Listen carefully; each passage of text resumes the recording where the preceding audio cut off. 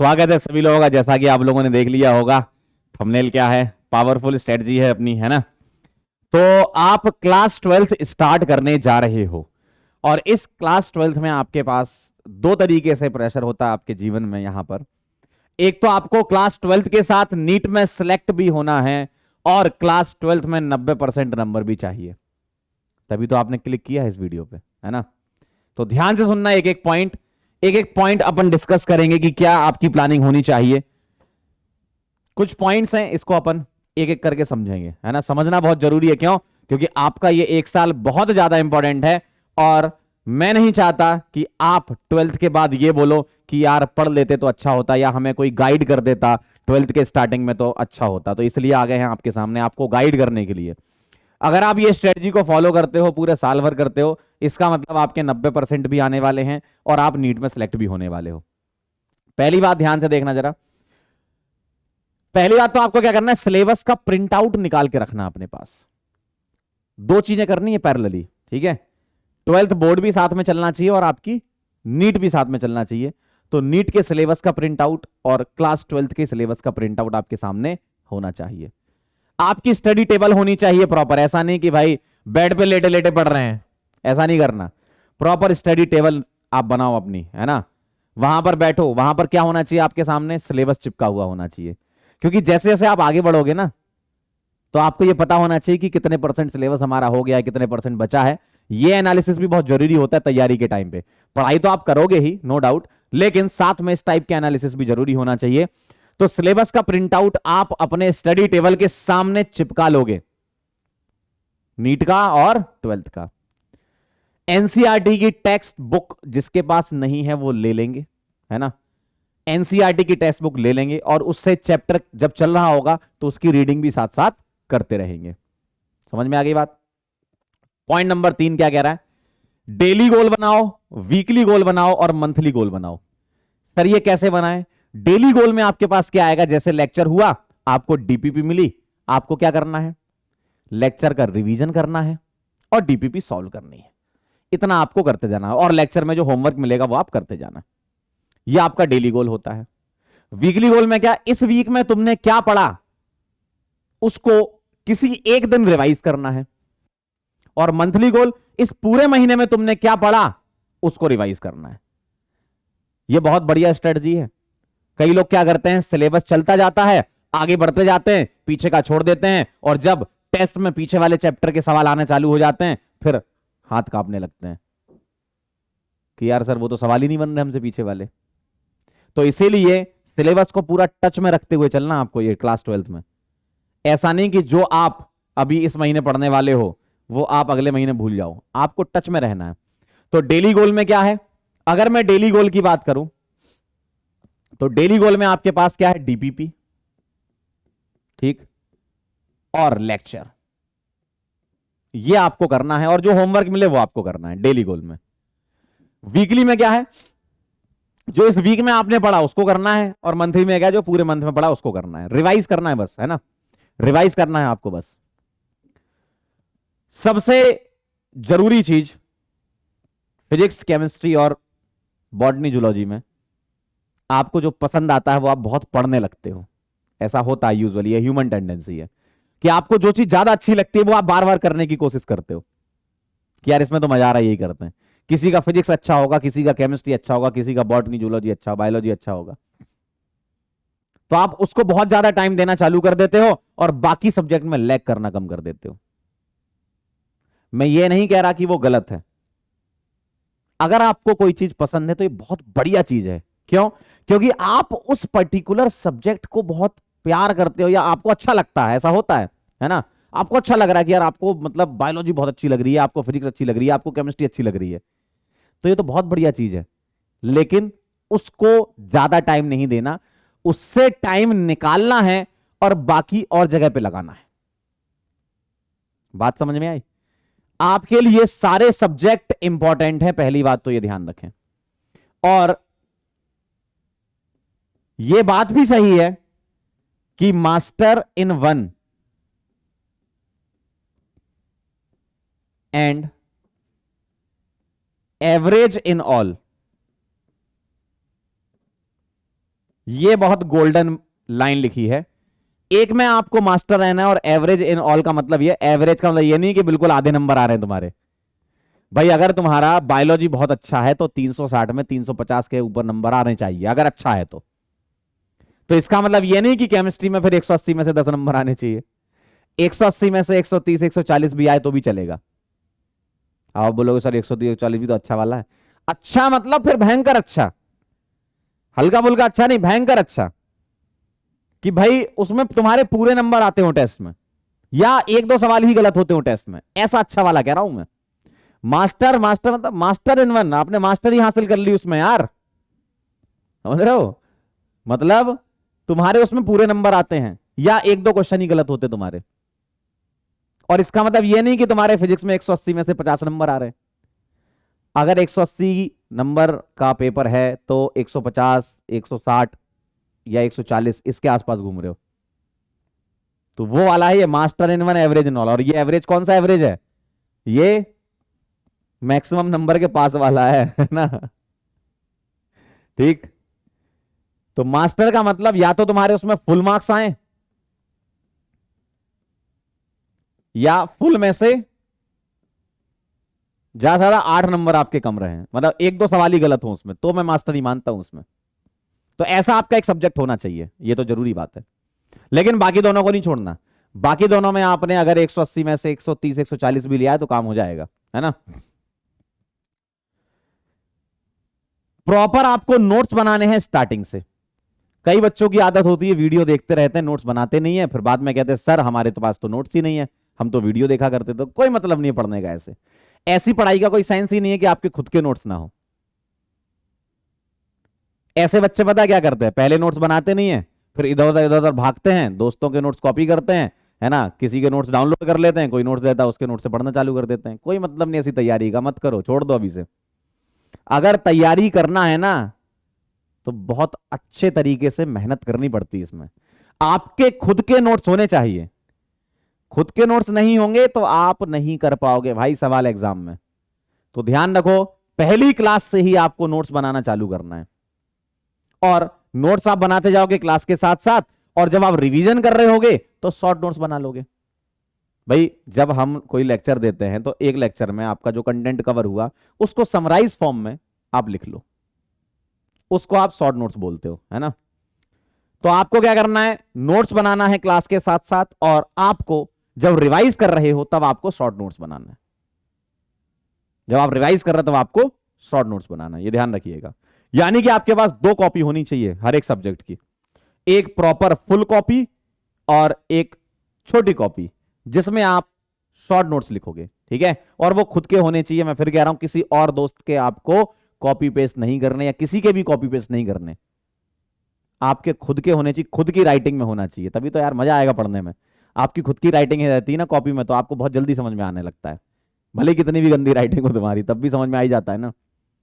तो इसलिए खुद की राइटिंग से चलना, ठीक है? आगे बढ़ते हैं। पीवाईक्यूज बहुत इंपॉर्टेंट है, नीट के लिए भी और बोर्ड के लिए भी। बोर्ड की तैयारी भी आपको साथ साथ करनी है इसके। ऐसा नहीं करना कि लास्ट में जाके पढ़ना चालू करोगे बोर्ड का, ऐसा मत करो भाई। हर साल बहुत बच्चे ये गलती करते हैं कि आखिरी में जाके बोर्ड का पढ़ने लगते हैं। आखिरी में तो हम लोग हेल्प करेंगे ही आपको, लेकिन आप खुद से भी रेस्पॉन्सिबिलिटी लो और खुद से तैयार करना चालू करो। आप बुक ले लो एक कोई सी भी जिसमें चैप्टर वाइज पीवाईक्यू हो, फ्रॉम स्टार्टिंग से आपको चलना है ना? इसमें कौन कौन से आपको, नीट के पीवाईक्यू, ठीक है, और बोर्ड्स के पीवाईक्यू। वैसे अपनी ऐप में लाइब्रेरी सेक्शन में मिल जाएंगे ये, लेकिन हार्ड कॉपी अगर आप चाहो तो उसकी प्रिंट आउट निकाल के आप अपने पास रख सकते हो, या कोई बुक ले लो जैसे आपकी इच्छा हो, ये होना चाहिए आपके पास, है ना? तो नीट का पीवाईक्यू और बोर्ड्स के पीवाईक्यू चैप्टर वाइज होने चाहिए, और ये चैप्टर के साथ साथ चलते जाना, ये चैप्टर के साथ ही साथ चलते जाना। वैसे तो क्लासेस में तो पीवाईक्यू कराते ही हैं, आप अपनी तरफ से क्या कर रहे हो, आप अपनी तरफ से भी करो, ये बोर्ड के पीवाईक्यू करो, चैप्टर वाइज पीवाईक्यू करो नीट के, हर एक चैप्टर के एंड होने पर, ठीक है? और आप सेल्फ रेस्पॉन्सिबिलिटी लेना सीखो, किसी पे डिपेंडेंट नहीं होना आपको।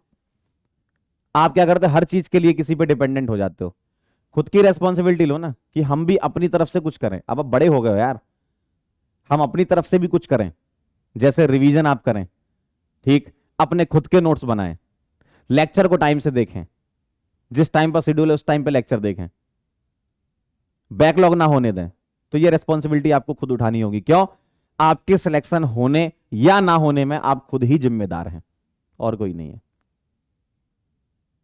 ठीक है, तो ये ध्यान रखिएगा, खुद की रेस्पॉन्सिबिलिटी खुद उठाना सीखिए।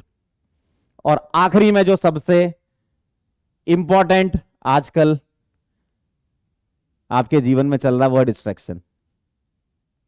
डिस्ट्रैक्शन किसका? डिस्ट्रैक्शन गेम्स का। डिस्ट्रैक्शन किसका? प्यार मोहब्बत में पड़ गए तुम अभी से। अभी टाइम नहीं है यार, अभी तो तुम्हें डॉक्टर बनना है यार, अभी कहां से ये सब, बाद में कर लेना यार कॉलेज में जाके। ठीक, तो आप गेम्स खेलते हो, आपको प्यार मोहब्बत हो जाता है, आप दोस्ती यारी में ज्यादा पड़ जाते हो। ठीक, घर परिवार आपको बहुत याद आने लगता है। अरे यार, घर वाले भी पता क्या चाहते हैं, घर वाले भी पता क्या चाहते हैं कि यार तुम डॉक्टर बनो। भाई उनका भी सपना है ना कि तुम डॉक्टर बनो, तो तुम्हारा खुद का भी सपना होना चाहिए कुछ, है ना? तो इन सब चीजों में मत पड़ो, इनसे बाहर निकलोगे ना तब आप कुछ कर पाओगे। या तो आप ये 9th वाला पॉइंट फॉलो कर लो जीवन में, या आप बाकी के फॉलो कर लो। ये 9th वाला एक तरफ है और बाकी सारे एक तरफ है। भाई कुछ पाने के लिए कुछ ना कुछ तो आपको खोना पड़ेगा यार, हर चीज आपके पास नहीं आएगी। ऐसा नहीं कि सिर्फ अभी आपके जीवन में 12th में ये हो रहा है, जब आप 12th में आए हो, आने वाले समय में जब आप आगे बढ़ोगे, बड़े हो जाओगे, तब भी ऐसा होगा। कुछ पाने के लिए कुछ चीजें तुम्हें छोड़नी पड़ेंगी। तो अगर कुछ पाना है तो कुछ छोड़ना ही पड़ेगा, सब चीजें एक साथ नहीं मिलेंगी कि मैं पॉइंट नंबर 9 भी कर लूंगा और सारे पॉइंट कर लूंगा। ये 9th वाले का बहुत हैवी वेटेज है, या तो आपसे ये होगा या आपसे बाकी के 8 पॉइंट होंगे। तो ये ध्यान रखना, अगर आपको सच में सक्सेसफुल होना है, भाई अभी भाई अभी से क्यों प्यार मोहब्बत करना यार, कर लेना बाद में, जिंदगी बहुत मौके देगी आपको। कॉलेज में जाओगे, करना सब, लेकिन अभी आपका गोल क्या है? अभी आपका गोल है मुझे सिलेक्ट होना है, मुझे डॉक्टर बनना है, मुझे डॉक्टर वाला टैग चाहिए, अच्छे कॉलेज से मुझे सिलेक्ट होना है। तो जो अभी आपके पास काम है ना वो करो ना। आपके हाथ में क्या है? कंट्रोलेबल्स क्या है? जो मैंने बताया वो आपके हाथ में कंट्रोलेबल्स हैं। रिजल्ट के बारे में मैंने बात नहीं बोली, क्यों? रिजल्ट आपके हाथ में नहीं है ना मेरे हाथ में। रिजल्ट कुछ भी हो वो आपको एक्सेप्ट करना ही पड़ेगा, नहीं करोगे तो समय एक्सेप्ट करा देगा आपको। लेकिन अभी आपके पास पूरा का पूरा समय है, ठीक, और ऐसा नहीं कि बहुत ज्यादा समय है, लगभग 300 दिन के आसपास होंगे आपके पास अभी। और 3 दिन खराब कर दिया आपने तो जिंदगी में आपने 1% कम कर लिया। बात समझ रहे हो? तो समय खराब करते जाओगे, आपके परसेंटेज कम होते जाएंगे। तो उठो और जागो, अब फोड़ दो एकदम। ठीक है, पहले दिन से ही आपकी जो एनर्जी पहले दिन होगी ना वही आखिरी दिन होगी ना, तो आप डॉक्टर बन गए। पहले दिन की एनर्जी और आखिरी दिन की एनर्जी मैच कर गई ना तो डॉक्टर बन गए आप। जो आप पहले दिन करते हो वो आखिरी दिन जब एग्जाम देने जा रहे थे उसके एक दिन पहले की बात कर रहा हूं मैं, अगर वही एनर्जी मेंटेन रही तो आप सिलेक्ट हो जाओगे। ठीक है, अब बात कर लेते हैं कि सर फिजिकल केमिस्ट्री आप पढ़ाओगे क्लास 12th में, आप हमसे क्या उम्मीद करते हो कि हम क्लास 11th में क्या करें? कुछ नहीं करना। अभी आपके पास जो कुछ दिन बचे हैं, थोड़े मोड़े दिन बचे हैं, इसमें क्या करो, मोल कॉन्सेप्ट को रिवाइज कर लो। ठीक है, बेसिक मोल कॉन्सेप्ट की मोल कैलकुलेशन कैसे करते हैं। ठीक है, बाकी मैं तो बताऊंगा ही, लेकिन आप भी तो कुछ अपनी तरफ से करके आओ, आप भी तो करके आओ भाई अपनी तरफ से कुछ। मोल कैलकुलेशन कि मोल कैसे निकालते हैं, वेट दिया जाता है तो मोल कैसे निकालते हैं, नंबर ऑफ मॉलिक्यूल दिया जाते हैं मोल कैसे निकालते हैं, नंबर ऑफ एटम्स से मोल कैसे निकालते हैं, वॉल्यूम एसटीपी एनटीपी दिया जाए तो मोल कैसे निकालते हैं, ये सारी चीजें आप करके आओ। ठीक है, सिंपल मोल कैलकुलेशन है ना। और अगर आपने कॉन्सेंट्रेशन टर्म्स पढ़ रखे हैं तो ये पढ़ के आओ, जैसे मोलैरिटी, मोलैलिटी वगैरह, ये सब बहुत बेसिक सी चीजें हैं, आपको आती हैं, बस आपको रिवाइज करके आना है। और दूसरा आपको रेडॉक्स ऑक्सीडेशन नंबर वगैरह ठीक है, रिडॉक्स रिएक्शन वाला जो चैप्टर है इसमें oxidation number, oxidizing agent, reducing agent, ये सब है ना। ऑक्सीडेशन नंबर, ऑक्सीडाइजिंग एजेंट,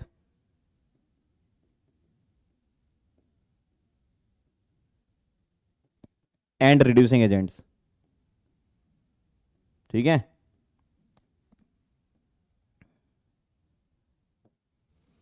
ठीक। और केमिकल बॉन्डिंग में फोर्सेस वगैरह, केमिकल बॉन्डिंग चैप्टर का नाम सुने हो कभी? जी सर। तो केमिकल बॉन्डिंग में वांडरवाल फोर्सेस जो हो गए आपके, ठीक है, वांडरवाल फोर्सेस में dipole dipole, dipole induce dipole, hydrogen bonding, ठीक है, इस टाइप के जो फोर्सेस हो गए वो आप कर लेना। तो ये कुछ चैप्टर्स होते हैं जिसमें जरूरत पड़ती है, जैसे सॉलिड स्टेट जब हम पढ़ रहे होंगे तो केमिकल बॉन्डिंग की जरूरत पड़ेगी फोर्सेस की। वैसे मैं आपको खुद बताऊंगा, लेकिन आप पहले से तैयार करके आओ, कुछ चीजें तो रिवाइज करके आओ, पढ़ रखी हैं आपने ये। जैसे सॉल्यूशन चैप्टर पढ़ रहे होंगे तो उसमें कॉन्सेंट्रेशन टर्म्स वगैरह आएगा, मोलैरिटी, मोलैलिटी, मोल फ्रैक्शंस वगैरह ये सब आएंगे। इलेक्ट्रोकेमिस्ट्री पढ़ रहे होंगे तो रिडॉक्स में ऑक्सीडेशन नंबर का कॉन्सेप्ट आएगा, ठीक। और केमिकल काइनेटिक्स पढ़ रहे होंगे तो लॉग वगैरह आएगा, तो लॉग भी आप पढ़ लो भाई। क्लास 12th में बच्चों की सबसे बड़ी समस्या, और स्पेशली नीट वाले बच्चों को लॉग से बड़ा डर लगता है। कहीं से भी किसी भी वीडियो से पढ़ लो आप यूट्यूब पे, लेकिन लॉग जरूर पढ़ के आना। लॉग कैसे निकालते हैं, लॉग की प्रॉपर्टीज क्या होती है, बिल्कुल पढ़ के आना भाई। लॉग पहले से पढ़ लो, फिर बोल रहा हूं लॉग पढ़ लो। केमिकल काइनेटिक्स लॉग के बिना नहीं चलेगा, लॉग के बिना केमिकल काइनेटिक्स आगे बढ़ता ही नहीं है। और बाकी बचा आपका सरफेस केमिस्ट्री, तो सरफेस केमिस्ट्री बहुत उतना बड़ा नहीं है, ठीक, 4 लेक्चर या 5 लेक्चर में हो जाता है। बहुत सिंपल से कॉन्सेप्ट होते हैं उसमें, है ना, मतलब थ्योरेटिकल ज्यादा होता है, तो थ्योरी थ्योरी वाला पार्ट ज्यादा रहता है, तो उसकी ज्यादा इतनी टेंशन नहीं है। बस ये चीजें आप करके आओ, बाकी अपन संभाल लेंगे, ठीक है। तो तैयार हैं आप सभी लोग फोड़ने के लिए एकदम? अगर आप लोग सभी लोग तैयार हैं फोड़ने के लिए तो जरा कमेंट बॉक्स में लिख देना। बोर्ड में आपको 90% और नीट में आपका सिलेक्शन, दोनों चीजें आपको इसी साल करनी है, ठीक है। यही आप अपने अंदर बैठा लो कि इसी साल करना है, अगला साल नहीं करना, इसी साल ही करना है, ठीक है।